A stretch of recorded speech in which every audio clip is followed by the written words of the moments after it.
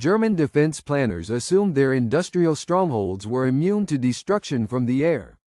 They relied on the massive Mohne and Edersee dams towering over 130 feet high and over 1,000 feet long to shield the Ruhr Valley's factories and power plants. On May 16, 1943, German anti-aircraft gunners and radar operators along the Ruhr believed the river's defenses and dam constructions were sufficient. Their calculations counted on reinforced concrete, layered wire barriers, and barrages of 20 mm flak guns. They predicted Allied bombers would be unable to cause significant structural damage due to these fortifications. The calculations proved flawed. On that night, 19 Avro Lancaster B-3 bombers from 617 Squadron RAF, led by Wing Commander Guy Gibson, took off from RAF Scampton. Each 4-engine aircraft carried the 9,000-pound upkeep bouncing bomb, engineered by Dr. Barnes Wallace. These cylindrical explosives were spun at exactly 500 revolutions per minute by onboard motors, to be dropped precisely at an altitude of 60 feet and an airspeed of 240 miles per hour. Attacking under searchlights and flak, Lancasters released their loads at point-blank range. Out of 133 men dispatched, 53 were killed and 3 captured. 8 aircraft failed to return. In a few hours, over 1,600 people died in the flooding that followed the breach of the Mohne and Edersee dams.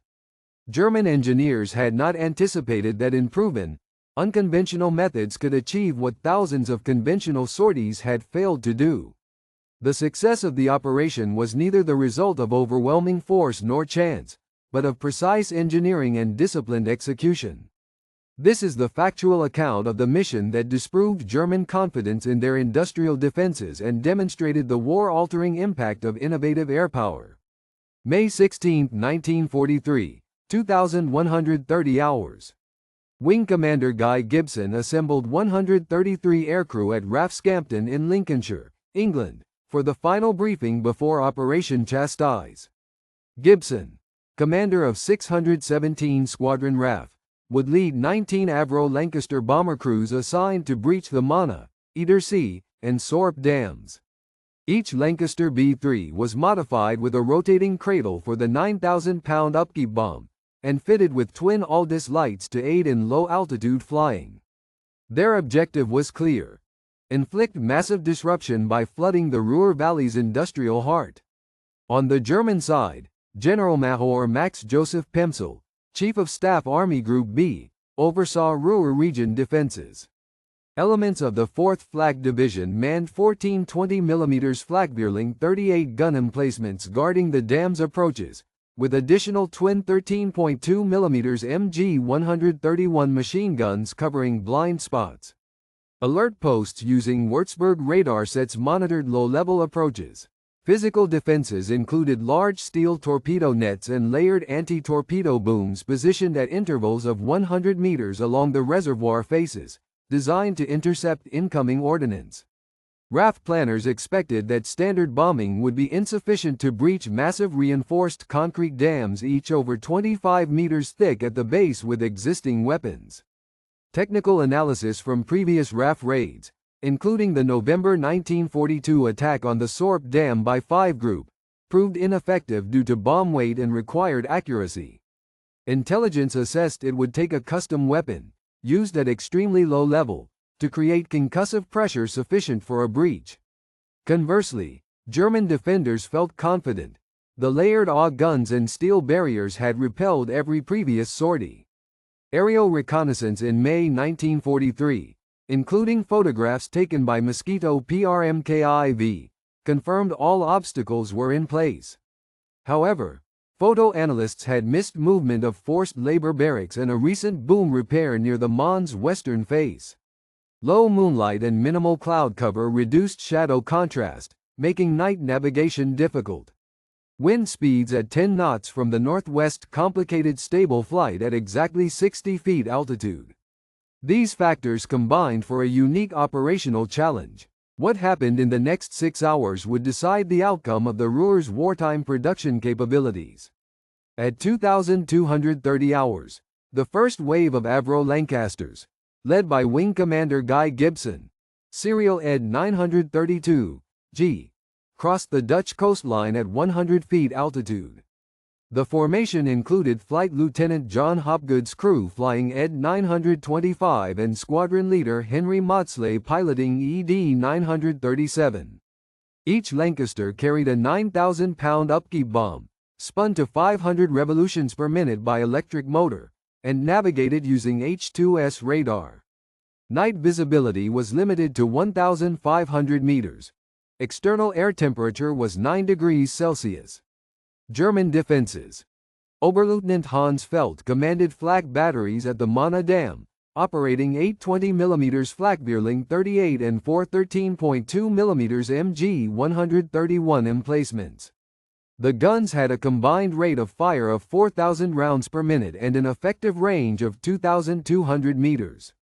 At 0034 hours, Gibson's crew released the first upkeep bomb at 425 yards from the dam wall.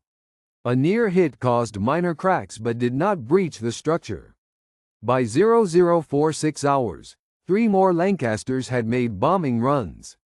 John Hopgood's aircraft was hit and crashed, resulting in 5 fatalities and 2 captured. Meanwhile, at Edersee Dam, Flight Lieutenant David Maltby, Lancaster ED 925, G, encountered turbulence disrupting bomb release timing.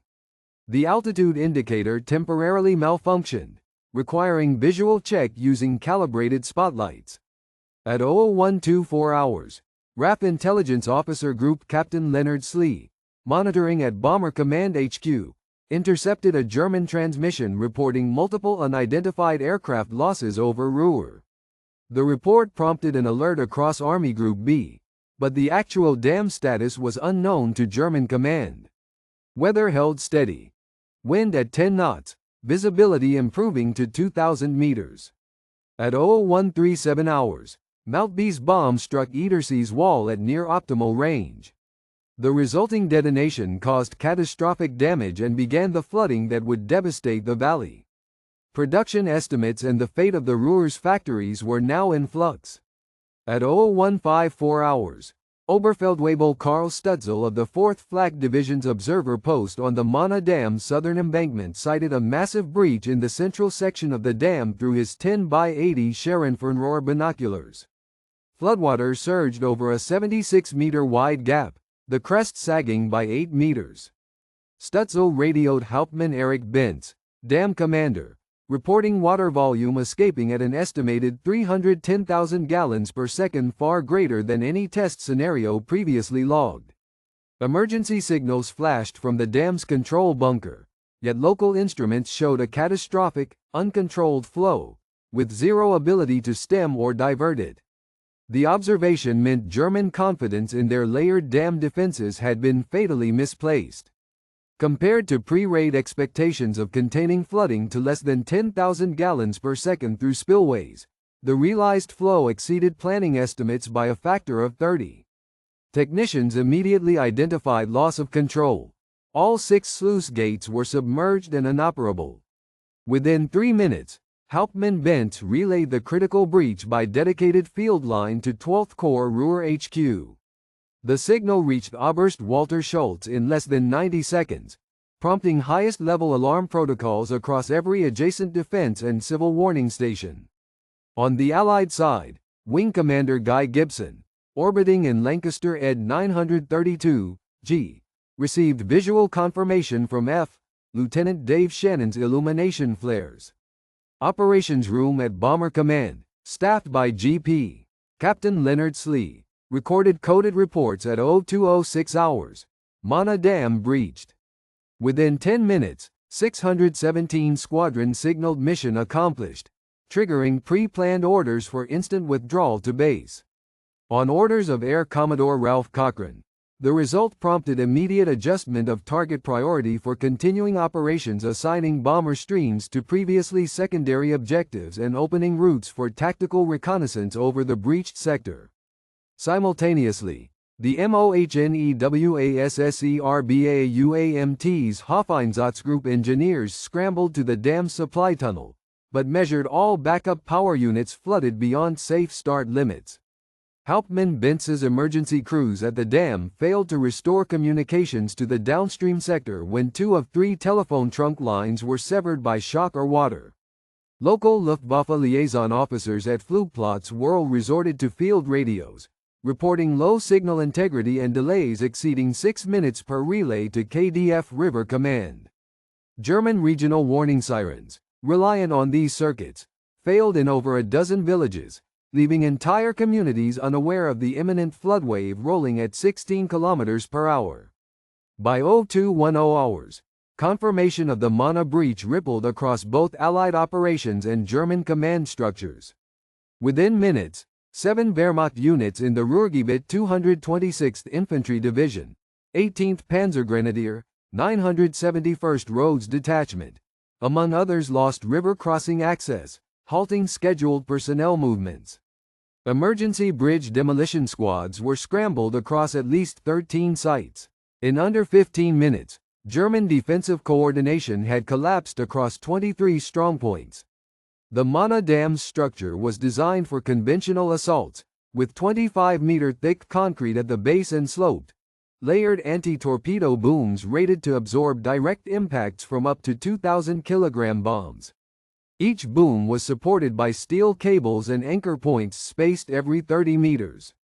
Anti-aircraft defenses included the Flak 38 and MG 131 guns, capable of sustained barrages using 20 mm He shells with a maximum muzzle velocity of 830 meters per second. However, the upkeep bomb minus 9,000 pounds, 4,100 kilogram, spun to 500 revolutions per minute created a unique hydrodynamic pressure wave.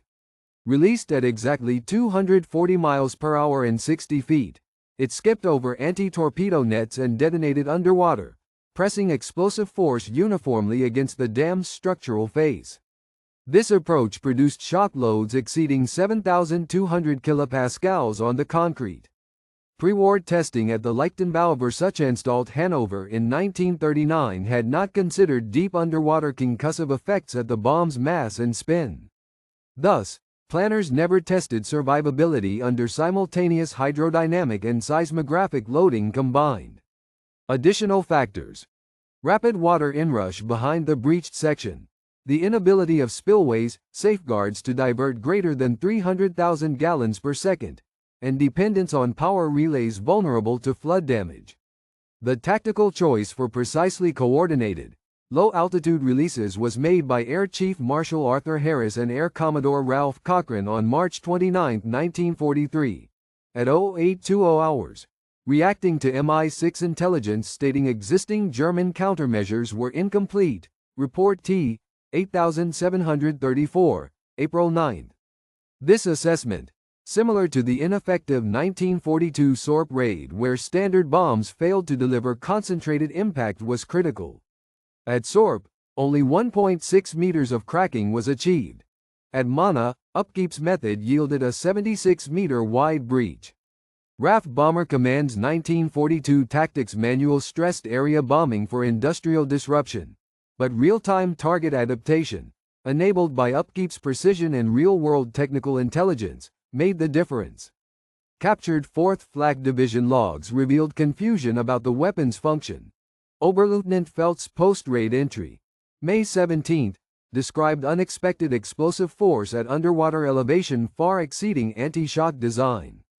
Post-war interrogation of Hauptmann Bentz confirmed all defensive scenarios had excluded skipping, underwater rolling bombs. UK National Archives, AIR 14 3319, cross-referenced bomb effects, showing a 340% increase in dam breach width versus all previous direct hits. These technical evidence trails, and anecdotal diaries from both airmen and German engineers, underscore that no previous doctrine anticipated the weapon's physical or tactical effects. Number 617 Squadron RAF, under Wing Commander Guy Gibson, immediately turned west after confirmation of the Mohne breach at 0210 hours. Within 18 minutes, downstream water flow increased from a routine 15,000 to over 340,000 gallons per second. 76 personnel from the 226th Infantry Division encamped near Naheim were swept away or unaccounted for within the first half hour, attributed directly to the flood wave overtopping all warning systems. Air Commodore Ralph Cochran at RAF Scampton received the breach signal at 02:06 hours. He ordered immediate diversion of 2 bomber groups No. 617 and 5 Group Pathfinders, freeing 38 aircraft originally slated for secondary Ruhr targets to switch focus on Edersee and Sorp accordingly. The resulting plan removed Mohne Dam from the priority list and tasked reconnaissance mosquito flights for damage assessment. Field repairs directed by German teams required 14 technical crews and over 400 emergency workers. By 04:00 hours, Mohne breach assessment showed the Thames Valley objective was met 3 hours ahead of anticipated bomber command schedule. German casualty projections, initially 400 for the sector, rose to at least 1,078, with civilian fatalities included. Industrial output from Ruhr remained offline for 10 to 12 weeks, nearly double prior estimates. Post-war Ministry of Economic Warfare review calculated the breach and ensuing flood saved an estimated 2,700 Allied casualties by accelerating German resource diversion and stalling Ruhr munitions production for nearly 3 months. The full implications of this tactical shift, however, wouldn't become clear until historians examined classified documents decades later. Documents recovered in 2012 revealed the diary of Feldwebel Wolfgang Berger, 4th Flak Division, stationed at Mohne Dam. Berger wrote on May 16, 1943, "The water level instruments failed after the first explosion. We patched lines with lamp wire by candlelight, blind to what approached." This account contradicted official German reports, which stated that warning systems remained partially functional. The discrepancy occurred due to war censorship and the destruction of certain field notebooks. This detail remained unknown until the Bundesarchiv opened the division's field records to researchers in 2012. Supply records from the Mohne Dam's local Luftwaffe stores, logged on May 12, 1943, show a severe ammunition shortage. The 20mm Flakvierling 38 batteries were supposed to be at 3,200 rounds per gun.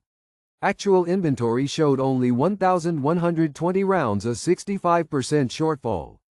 Oberleutnant Hans Felt reported the shortage to the 4th Flak Division headquarters, but resupply was delayed due to transportation prioritization for the Eastern Front. This logistical constraint reduced the gun's sustained firing ability and meant defensive positions could not maintain continuous fire throughout the night. The May 18, 1943, after-action report from Ruhrgau Wasserkraftwerk AG claimed that Mohne's breach released just over 70 million cubic meters of water, causing an estimated 500 deaths. However, captured German military police logs from May 19 documented over 1,650 civilian and military fatalities, with medical unit records from Wehrkreis V confirming 1,294 bodies recovered. Historian Dr. Sönke Neitzel's 2015 research using post-war Red Cross and local morgue documents revealed why records differed. Fatalities, especially forced laborers and POWs, were underreported due to Nazi propaganda needs, resulting in a nearly 70% undercount. While High Command emphasized anti-torpedo booms and AUG gun layers, soldiers at the Mohne's West Shore bunkers struggled with persistent radio blackout. Private Horst Elsner, Signals Company, improvised by stringing telephone wire through drainage culverts rather than exposed embankments. This adaptation was seen in at least 7 separate dam strongpoints. Post-war interviews with 18 radio operators confirmed that quick wiring techniques made up for damaged circuits. Official doctrine stressed surface relays, but flooding and fragmentation negated this, and doctrine remained largely unchanged due to institutional inertia. Weather data from Deutsche Wetterdienst for May 16 to 17, 1943, shows ground-level fog at 02:00 hours with humidity at 98% and visibility often below 400 meters. RAF plans had assumed fair visibility for upkeep bomb release. Actual visibility readings of 300 to 400 meters required pilots to rely almost exclusively on spotlights and altimeters. Lancaster optical bomb sights were calibrated for 600-meter visibility, and at these actual conditions, accuracy degraded by at least 35%. This factor wasn't recognized until after 1944, when navigators' logs and post-raid camera analysis justified more advanced terrain following radar, explaining missed drops and near failures during the operation. These overlooked details aligned with evidence historians found in German police logs and captured Red Cross records, providing a fuller understanding of both the operation's tactical limitations and human cost. Post-war analysis completed in 1948 by the British Air Ministry concluded Operation Chastise caused temporary industry losses but overstated German recovery speed. Historian Sir Charles Webster's 1954 official history, using bomber command records and limited German sources, argued that the raid crippled Ruhr output for weeks but did not alter war trajectory. The 1958 Air Historical Branch report cited 1,200 fatalities, 10-week industrial outage, and described the result as tactical disruption, not strategic devastation. For decades, this interpretation stood largely due to restrictions on German archives and little access to Red Army post-war seizure records. Early researchers lacked interviews from German engineers or forced labor survivors. Declassification of Wehrkreis V emergency logs and German Wasserstrassenamt papers in 1989 changed this assessment. Historian Dr. Sönke Neitzel's 2015 examination of these archives revealed much wider casualties and long-lasting economic setbacks.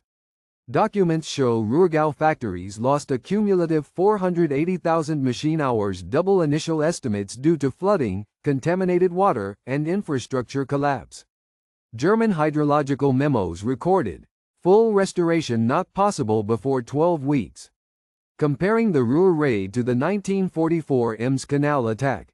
At Ems in September 1944, bombing of a smaller dam under clear weather resulted in a 3-day outage and 27 casualties. At Mohne, bad weather plus the dam's massive size produced up to 1,650 casualties and at least a 10-week halt, a 7-fold time difference. The key difference was the combination of severely underestimated bomb effect and unanticipated supply chain breakage. This comparison illustrated that original post-war estimates missed the systemic impact of cascading infrastructural failures, which newer evidence captured in both German and Allied reports. Research published in 2017 by the Imperial War Museums, using cross-reference British, German, and Red Cross casualty rolls, calculated fatalities upwards of 1,650 and machine loss hours at 520,000, more than 60% higher than the old official numbers. Previous estimates set the death toll at 1,200 and industrial downtime at 10 weeks. Current evidence supports over 1,650 deaths and nearly 13 weeks of disruption, a 37% revision. Some, such as historian Max Hastings, argue that the strike's military value was largely psychological. They cite rapid German recovery and labor reallocation. However, the mainstream position, supported by loss of output and water engineering records, demonstrates a broader slowdown than acknowledged. Imperial War Museum's 2017 analysis confirmed these findings through cross-year productivity metrics. Debate continues over whether strategic morale, industrial shock, or German adaptability defined the raid's true significance, with larger implications for the evolution of precision bombing doctrine. John Fraser, pilot officer, 617 Squadron RAF, age 24, from British Columbia, was stationed at RAF Scampton on May 16, 1943. Before enlisting in 1941, Fraser managed a sawmill with his family. At 0043 hours during the Mohne Dam attack, his Lancaster was riddled by flak and sustained tail damage, forcing him to decide whether to abort the bomb run. In a 1978 oral history, he recalled, "You don't think about glory, only if you can get your men home alive." Fraser pressed on, dropping upkeep at 60 feet and narrowly clearing the dam wall. His successful drop generated a key rupture. 4 of his crew were wounded. All survived. After the war, Fraser became a civil engineer. In 1990, at age 71, he told researchers, "It was the 53 we didn't bring home I remember most."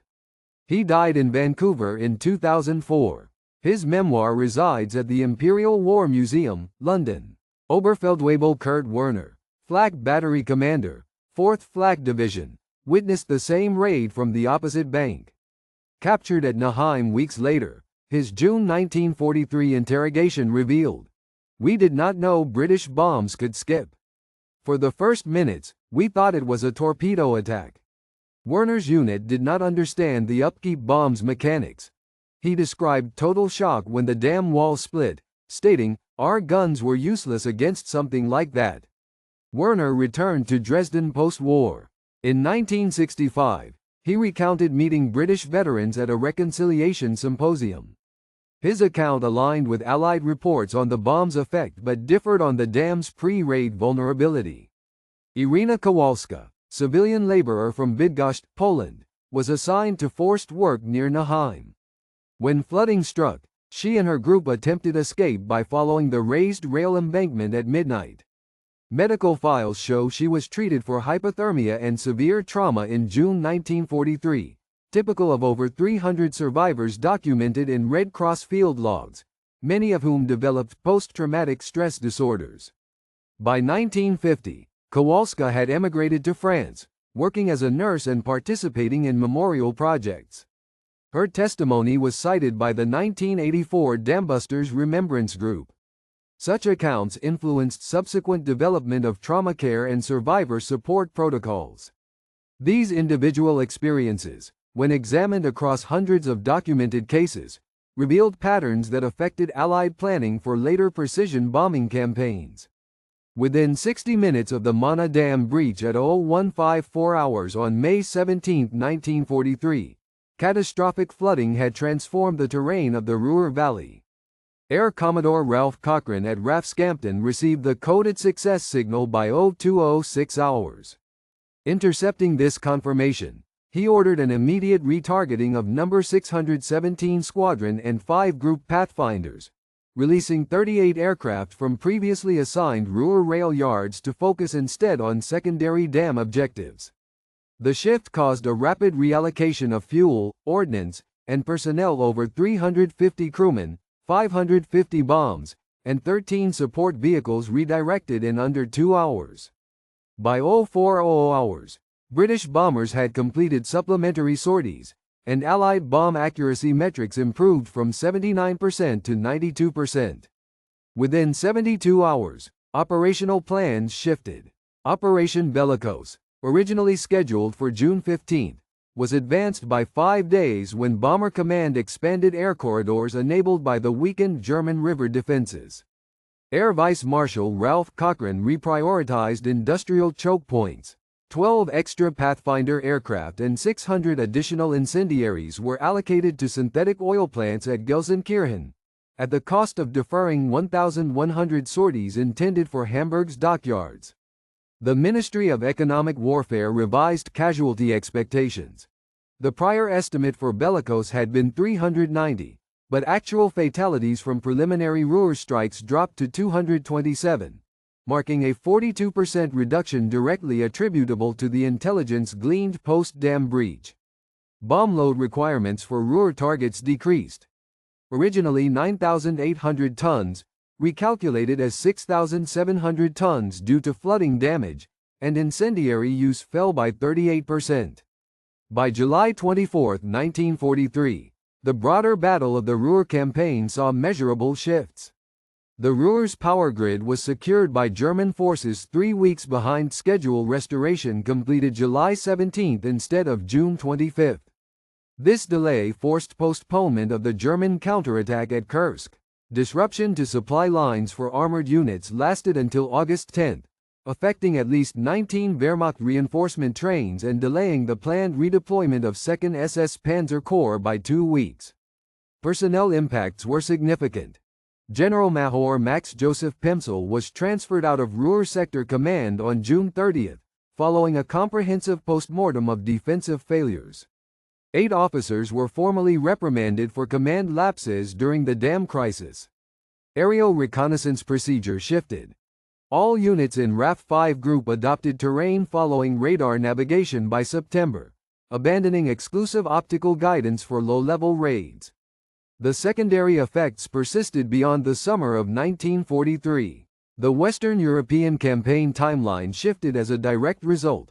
Operation Overlord, projected for September 1944, remained feasible for June 1944 because Ruhr setbacks accelerated allocation of critical resources.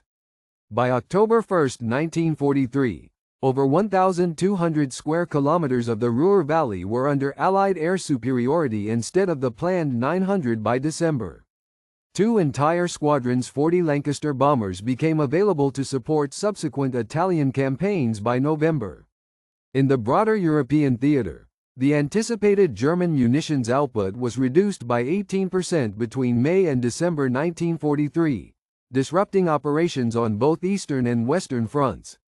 These operational shifts informed strategic decisions at the highest levels of command throughout the remainder of the European campaign. Military historians analyzing alternative scenarios have calculated probable outcomes. If the Mohne Dam had not been breached on May 17, 1943, the Allied bombing timetable would have been set back significantly. Operation Bellicose could not have commenced until at least June 26, approximately 11 days later than the actual June 15 start, because crucial reconnaissance of flood damage would have been absent and river defenses would have remained intact, increasing anti-air risk and requiring alternate routes. Dr. Sönke Neitzel's 2015 study estimated that an additional 1,400 to 2,000 Allied casualties likely would have resulted if standard high-altitude bombing rather than low-level upkeep deployment had been attempted repeatedly throughout late spring. The industrial Ruhr Valley would have remained under German control until late August, at least 6 weeks longer than historically documented, based on munition supply rates and defensive troop deployments used in war diaries and supply logs.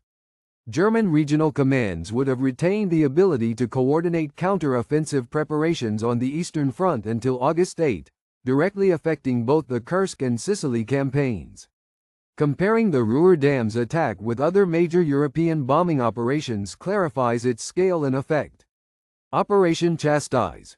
133 aircrew, 650 kilometers covered, 6 hours over target, resulting in 1,650 fatalities and 12 weeks of industrial disruption across 1,200 square kilometers. Operation Ems Canal. September 14, 1944. 53 bombers, 150 kilometers, 1 hour, 27 fatalities, 3-day transport outage. Operation Gomorrah. Hamburg. July 1943, 791 bombers, 250 kilometers, 6 days, over 37,000 fatalities, destruction of 40% of city.